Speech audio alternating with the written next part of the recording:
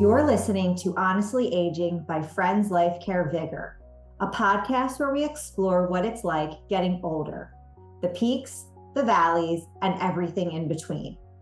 In this season of Honestly Aging by Friends Life Care Vigor, we're covering topics related to solo aging. I'm your host, Cheryl Proska. Let's grow old together.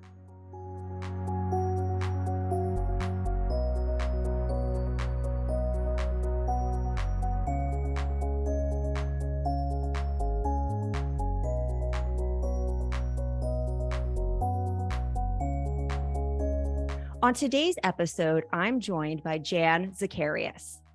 Jan brings over 30 years experience in group facilitation, healthcare program management, and counseling to her work as a professional certified coach. The founder of Coaching for Resilience, specializing in mid to later life transitions, Jan is passionate about helping people gain courage and resilience through unexpected work, health, and family changes so they can thrive moving forward. Jan has been recognized as a top life coach by Coach Foundation. She is co-chair of the Life Planning Network Philadelphia and serves on its national board as chair of chapter affairs. Along with individual coaching, Jan provides life purpose and energy leadership assessments and hands-on skill-building workshops on resilience, successful aging, and care for caregivers.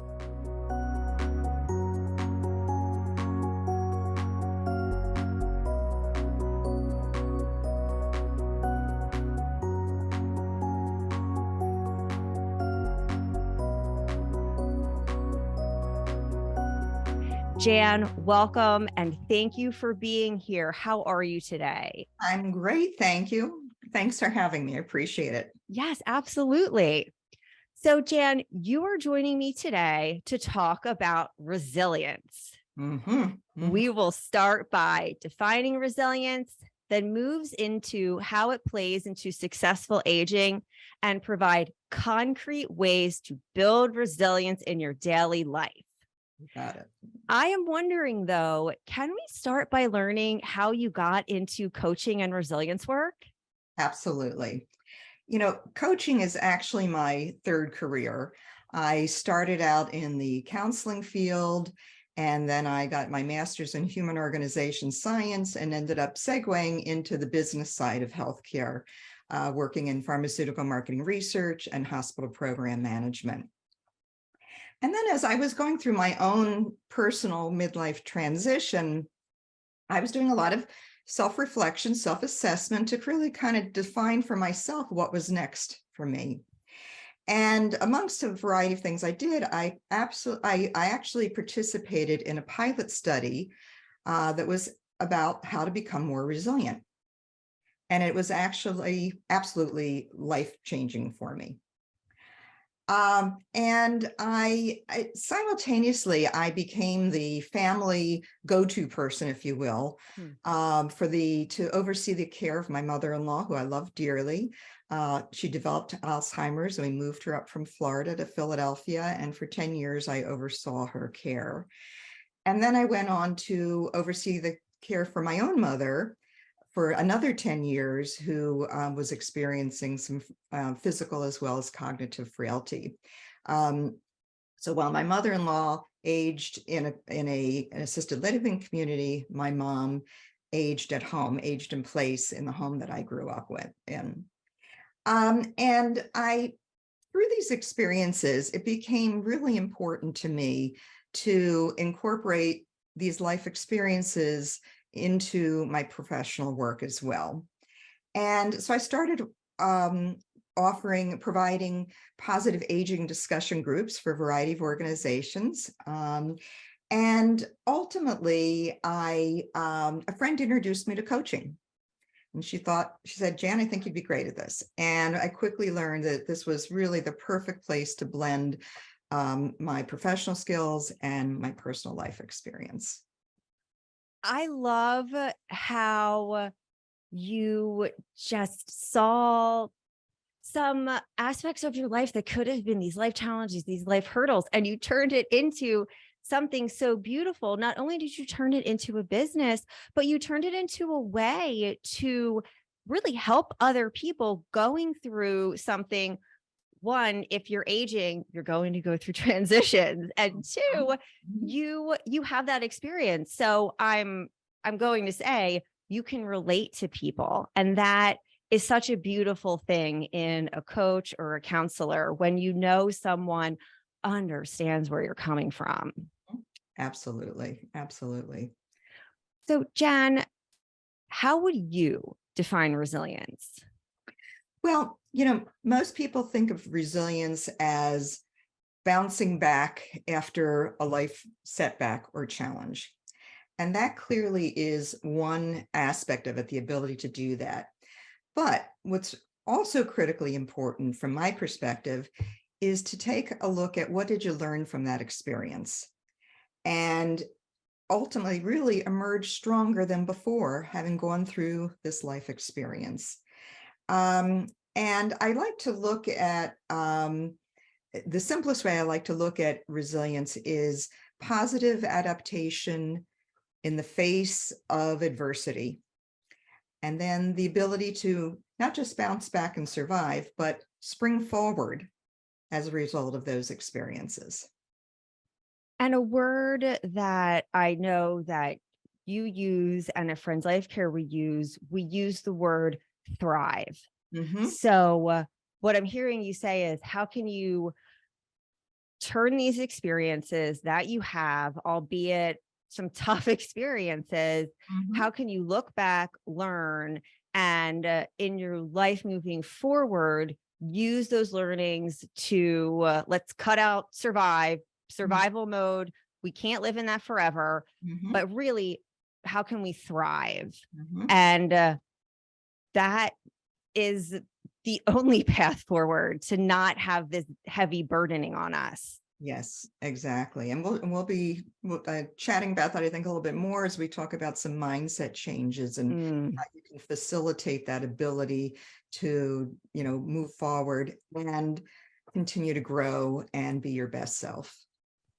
So moving into more of those tangible aspects of building resilience, can you touch on the qualities that foster resilience?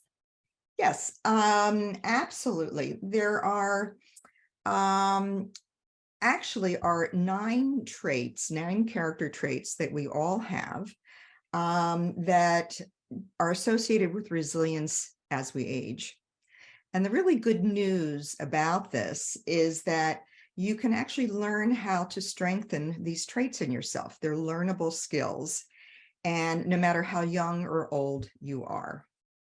So let me give you a little further context here. Most of us think about, or most of us are familiar with abnormal psychology, which is an illness-based model. But the model that I look at when I look at resilience is based on positive psychology. And that was developed by Martin Seligman out of the University of Pennsylvania. And Dr. Seligman identified 24 character traits that we all have that we're born with. And we just have some of them to greater or lesser extents, but we all have these traits.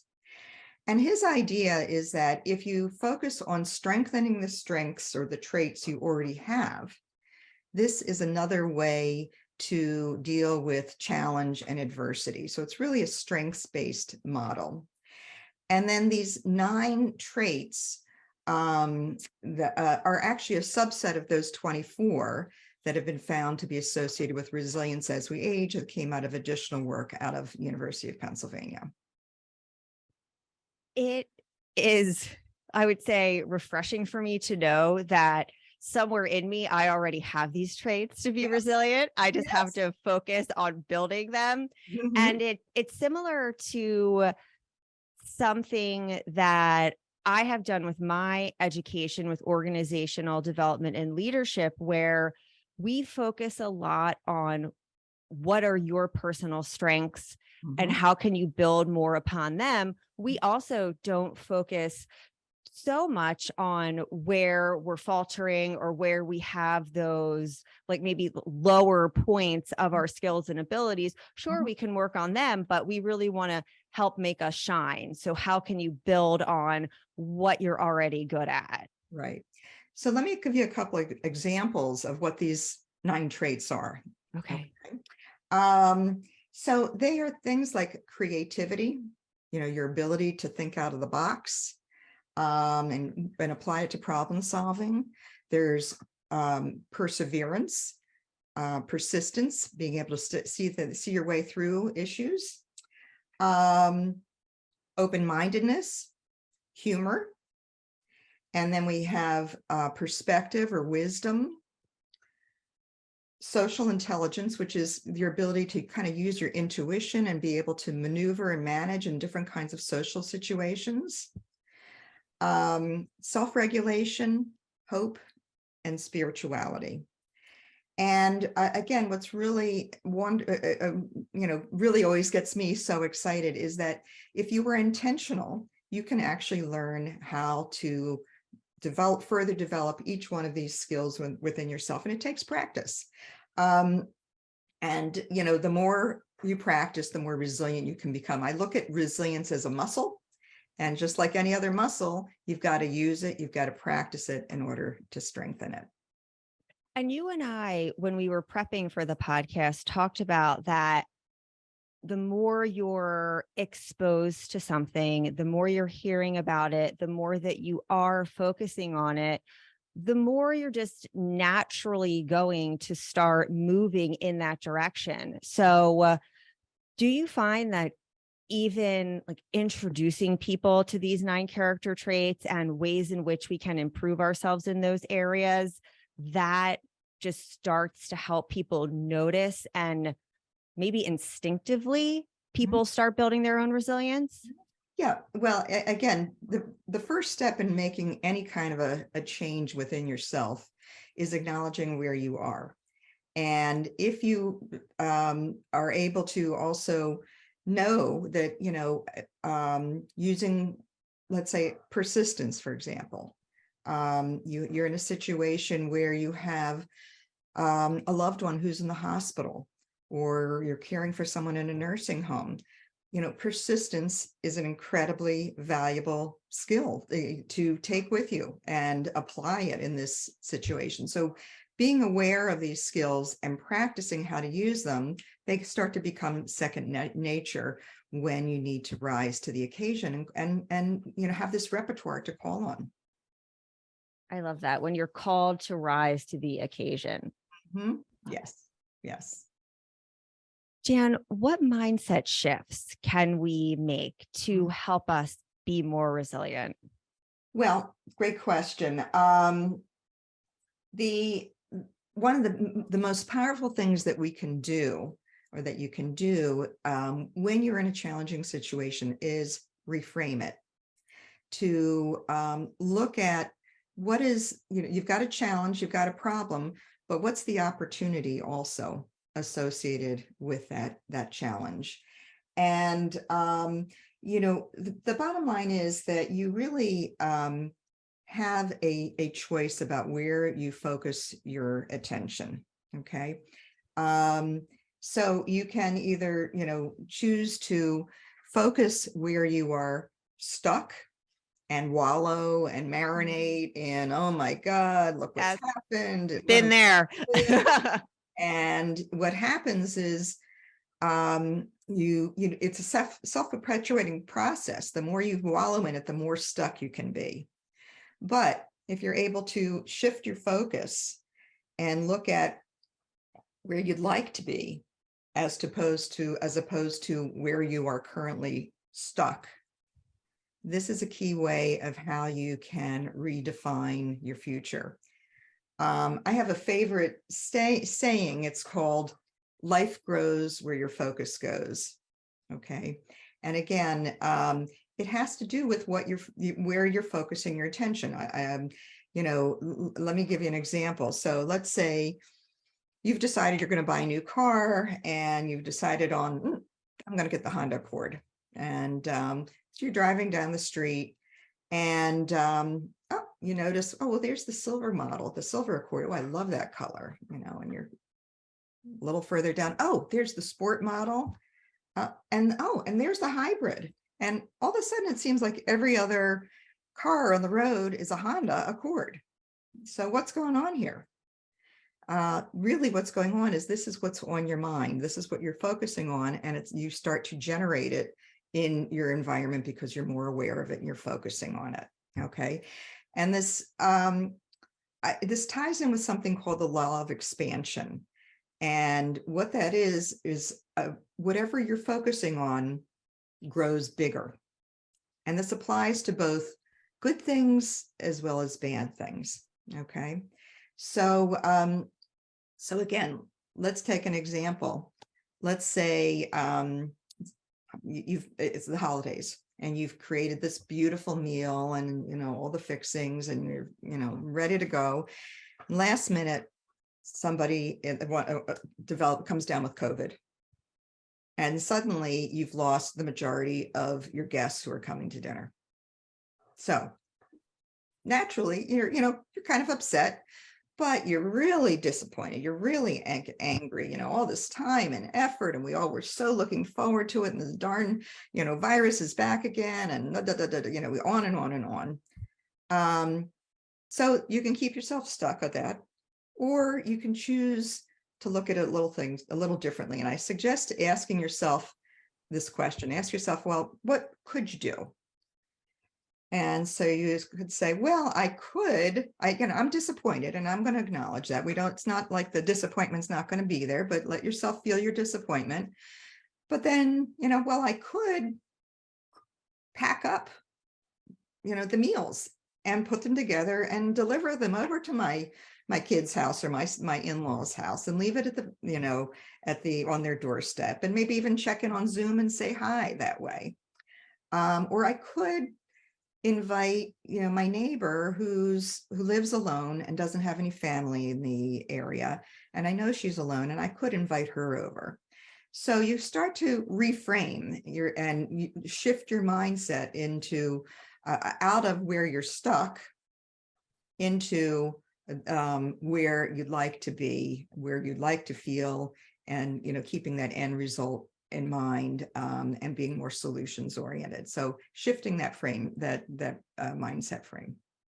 I am putting myself in that situation, and I felt all the feelings that you were describing. I was feeling that disappointment of, oh my goodness, I was looking forward to seeing these people. I worked so hard. Everything looks so nice. Mm-hmm. And then I was going to, if I ended there that day and I went to sleep, I would not feel good. Mm-hmm. But if I, as you were suggesting, turned that situation into positive energy in any way that I could, mm-hmm. going to bed that night, mm-hmm. I would feel so satisfied. And for me, it would be worth it to mm-hmm. reframe and just feel better about my day. Yes. Absolutely. And again, so it's life grows where your focus goes. Mm-hmm. The important point to remember is that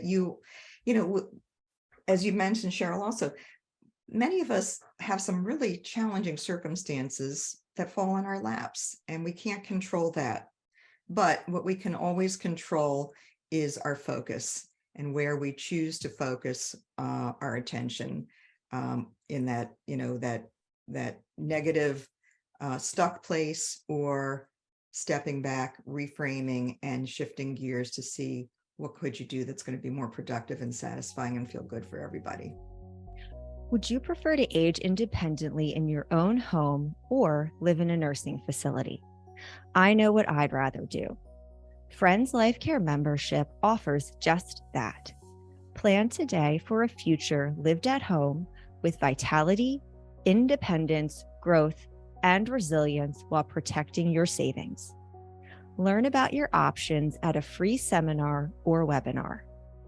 Register at friendslifecare.org/register or call 215-628-8964.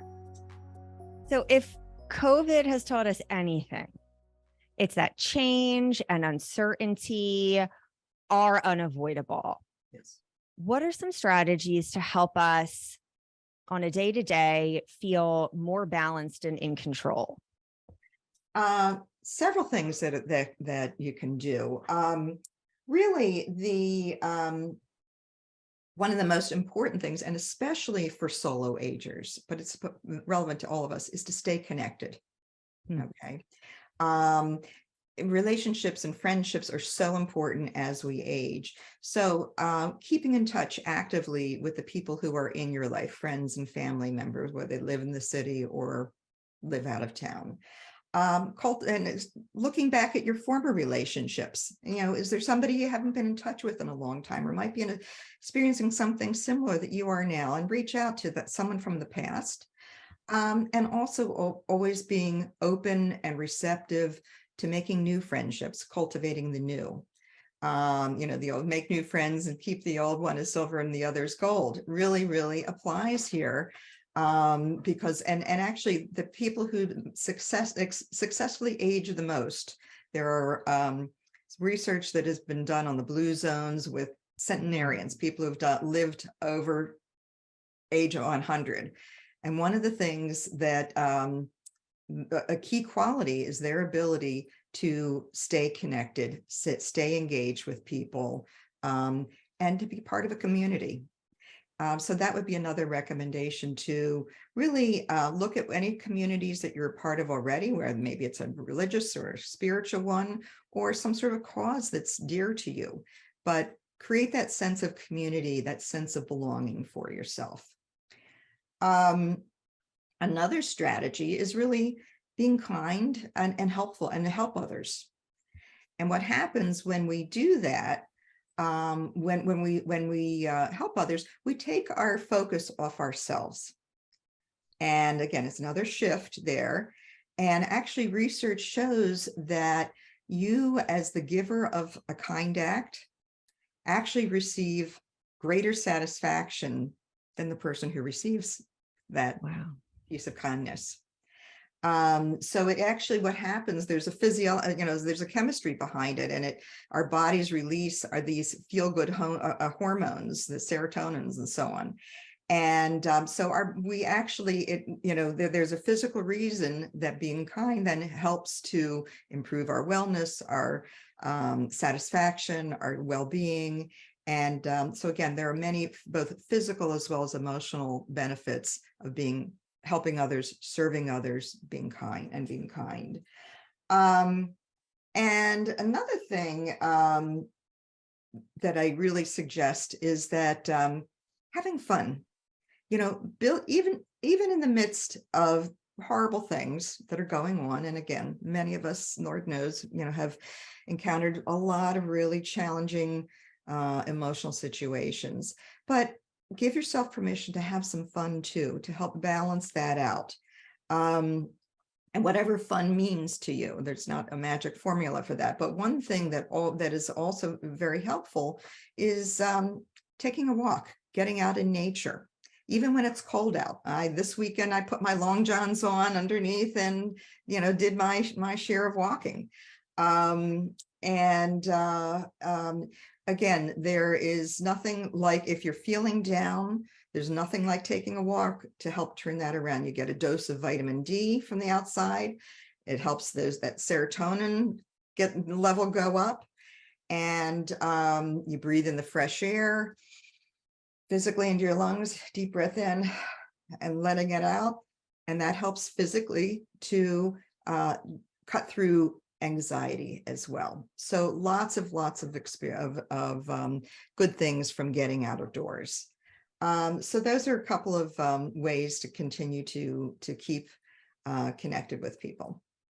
And I love what you said about starting with what you know, or something that you already feel strongly about, such as if you are part of a community, get started there, part of a cause, part of a certain spiritual group. If you really like animals, if you really like singing, just get started there, because you're bound to have something in common with individuals that are going to the places you go, liking the things you like. And that's not to say that you shouldn't over time then reach out and get yourself out of your comfort zone. But if you need to get started in your comfort zone, because at least you'll start having those connections and getting those boosts of serotonin and those feel good feelings.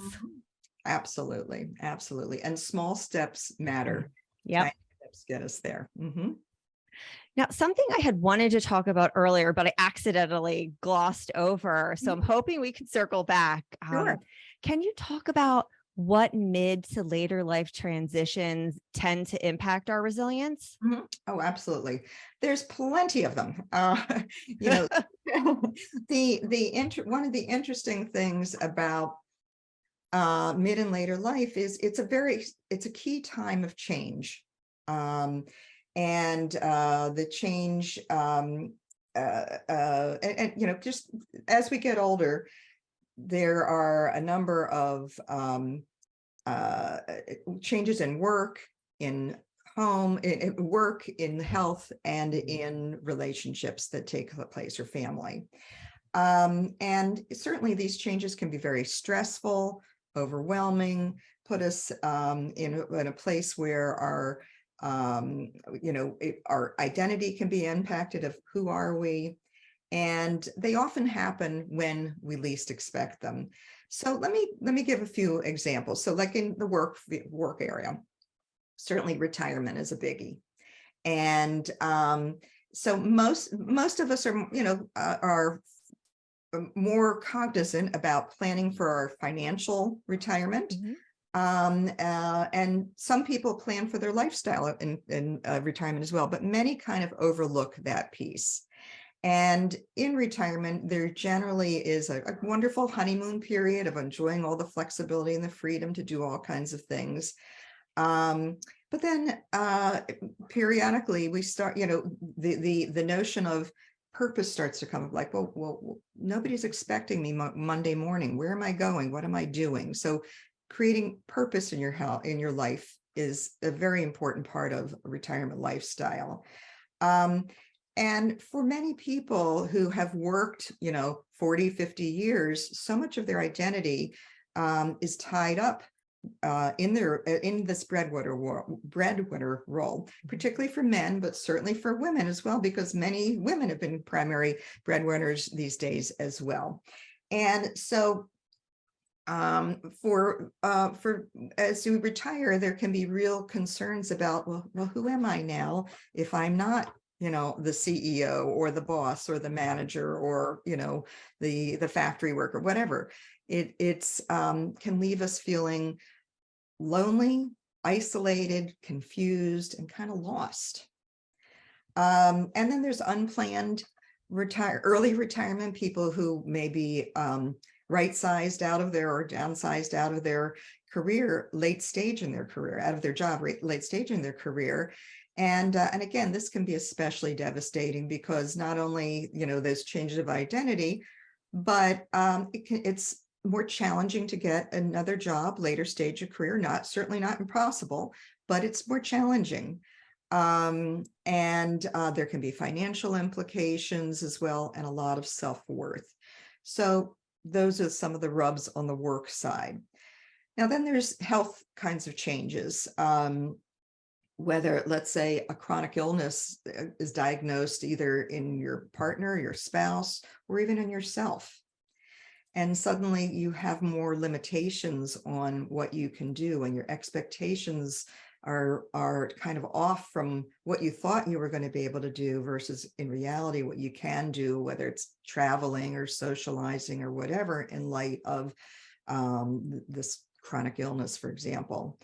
And so again, there can be a lot of disappointment and kind of feeling torn of, you know, certainly you want to help the person if it's, you know, a partner or a loved one who has this illness. But also you may feel sad, you may feel a little angry, perfectly normal, because again, things aren't happening the way you expected them to. So a lot of emotions can come into play there. And then finally, there's a lot of family changes that can happen in the mid and later stages of life. There later stage divorce. We've seen more of that happening after the couple may have stayed together for the kids, and now the kids are off on their own and they decide it's time for them to go their separate ways. In-laws, families also, sometimes they shrink and sometimes they expand, and you inherit a whole new branch of family, and which can be wonderful. And there can be some challenges associated with that as well. There's adult children who might end up moving back home and with their children. Particularly that happened a lot throughout the pandemic, for intergenerational, helping each other. And then of course the most challenging of family changes is the loss of a spouse or a partner. So again, it's very typical that we need to don new roles in mid and later life that are different than what we're accustomed to. And that puts us in unfamiliar territory, which makes our brains kind of get quite scared and go to kind of the worst case scenario. So again, it can be very typical that, a whole array of experiences of feelings, sadness, anger, insecurity, uncertainty. So again, it's perfectly understandable if you feel overwhelmed or devastated, or feel like your world's just been turned upside down. So that, that lonely feeling, that isolation, that insecurity about what's next is very real for people. And I assure you, you're not alone in those feelings. And again, that's where resilience really comes into play, to use these resilience skills to help you through these changes and transitions in work, in family, and in health. I'm laughing to myself because you're helping me realize that I sort of single-handedly put my in-laws through a number of those mid to later life transitions you're talking about. So I was brought into the family, and then my in-laws took care of my son for the first 18 months of his life. And then during the pandemic, my whole family moved in with them for about 18 months. So I am the cause of their transition. So I apologize to them if they're listening. But I mean, yeah, those are probably things they did not necessarily see coming, but they handled it with grace. So I feel lucky because I know everyone does not have the luxury that I do. Well, that's wonderful. And as you say, they handled it with grace, with social intelligence, it sounds like. Yes. Sure, you were a good guest. But, here's another example. And then I see you're laughing. Humor is such a great stress buster. I'll give you an example of something that happened to me. So I encourage you to kind of look for the humor in a situation, particularly in an emotionally intense situation. So about 4 or 5 years ago, my husband and I were taking a walk on a beautiful Sunday morning in the neighborhood. And somehow I just tripped and I fell flat on my face on the sidewalk, and I fractured my neck. I broke my nose. I'm so sorry. Stitches inside of my lip. I really did a good job. And so one of the things, it ended up being a several-month recovery, but I'm fine now. But I remember looking at myself in the mirror and thinking, seeing all my beautiful swelling and bruising, I was like, well, now I know if I ever was wondering how I'd look with Botox, I've got an idea now. and as I said, well, I'm really can't wait to get my wrinkles back. I'm fine with my wrinkles now that I see what I could look like. Anyway, so it's finding the humor in the situation. And not only did it help me to cope, but my family, my husband, who were so concerned about me with the neck brace and this and that, it really can be quite a big help. Yeah. And let me give you another example. You talked about in-laws and as parents. Another thing that can happen, a good time to use your open-mindedness is, let's say your child or your grandchild comes home with a non-traditional partner, somebody that, kind of you weren't expecting. So you have a choice. You can either find a way to be open-minded and accepting, and non-judgmental, versus you can risk losing that relationship. So again, the choice is yours. Exercise your open mind. What is your ultimate goal? Can you put aside any judgments you have, because you love your child or your grandchild, and you want to preserve that relationship? That's really your end goal, not being critical of who they've brought home, or or another example is, sometimes grandparents maybe question their children's child rearing skills, style, that it's different than how they did things. And again, if you focus on everything that you disapprove of how your kids are raising their grandchildren, what do you think is going to result? How are you going to show up? Are they going to want you to, are they going to want to hang out and spend a lot of time with you and ask you to babysit, or not, if that's all you focus on? But if you realize that you're doing that, acknowledge it, get it, and ask yourself, what's my end goal? What do I really want to achieve here? Do I want to, be critical, or do I really want to, enjoy and have a great quality relationship with my children and grandchildren? Choices. The examples are very helpful, because I think that our listeners will be able to put themselves in some of those different scenarios as it may pertain to their lives, and work on the reframing and building those resilience character traits that we've gone over to help put that positive spin on these situations that are pretty naturally occurring in everyone's life.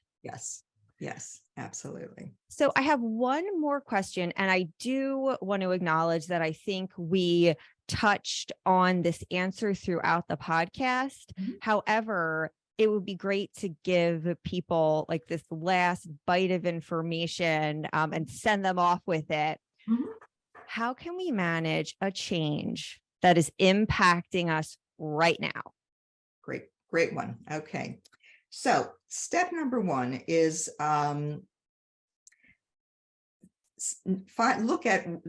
define for yourself, where are you now? Okay, we talked about this.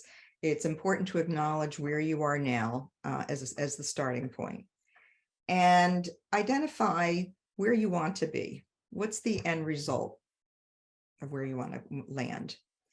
And ask yourself these 3 simple questions. The first one is, how am I feeling now? Okay, I'm sad, I'm angry, I'm resentful, I'm uncertain, I'm scared, whatever it is. Okay, so ask yourself, how do I feel now? Second question then is, how do I want to feel? I want to feel happy. I want to feel confident. I want to feel relaxed. I want to feel, in control. Okay. And then the third question is, what's one step you can take in the direction of where you want to be? And carve out one step. It can be a tiny step, because it's a building process, and all you need is step number 1 to get you started on the path to where you want to go and where you want to land.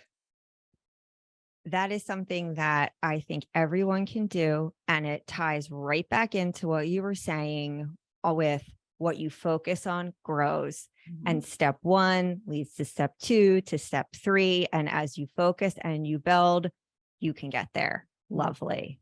Thank you. Jan, thank you for sharing your resilience expertise, especially as it relates to aging with us. Mm-hmm. I am encouraged by the many ways we can get unstuck, myself included, shift our mindsets, and build resilience in our daily lives. Well, thank you. Thank you so much for having me. I really enjoyed our conversation this morning. Thank you for listening to Honestly Aging by Friends Life Care Vigor. a unique program focused on aging with vitality, independence, growth, and resilience. You can find links and show notes from this episode on our website at friendslifecare.org/podcast. Thank you to Jan Zacharjasz for joining us today. You can learn more about Jan and Coaching for Resilience on Facebook, LinkedIn, and Jan's website, coachingresilience.com. If you like our show, please rate, review, subscribe, and join us next time. To learn more about aging with vitality, independence, growth, and resilience, subscribe to our blog at friendslifecare.org/blog.